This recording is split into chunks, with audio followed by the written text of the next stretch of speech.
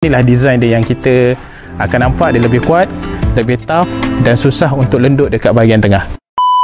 Hari ini Alhamdulillah kita dah berjaya siapkan satu projek ACP kita dekat Sutera Wangi, Melaka. Special ACP kali ni dah nampak cantik. Kita ACP design pergola kita bagi, kerawang kita bagi, sulam design dekat bahagian depan kita bagi, dan hasil dia adalah hasil yang macam ni, sangat-sangat cantik, sangat-sangat dahsyat. Kalau anda semua faham sebenarnya anda boleh customize bermacam-macam design dekat Iron Guard, dan ini antara design yang lengkap lah yang orang selalu pilih.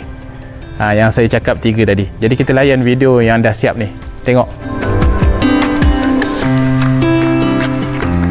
Hari ni saya nak cerita apa kelebihan kalau kita buat design kerawang ataupun design sulam. Okey, design sulam macam mana? Yang X ni, yang bentuk X ni, okey, sulam, dan kerawang macam mana? Yang dekat tiang. Okey, design sulam dan kerawang dapat mengelakkan awning tu daripada lendut, sebab awning besar. Bila besar ataupun tiang dia jarak yang panjang, jadi tengah-tengah ni boleh lendut. Jadi untuk mengelakkan lendut, anda kena make sure buat design sulam ataupun design kerawang. Dia akan beri kekuatan kepada struktur awning anda. Jadi inilah design dia yang kita akan nampak dia lebih kuat, lebih tough dan susah untuk lendut dekat bahagian tengah. Closins, Iron Guards.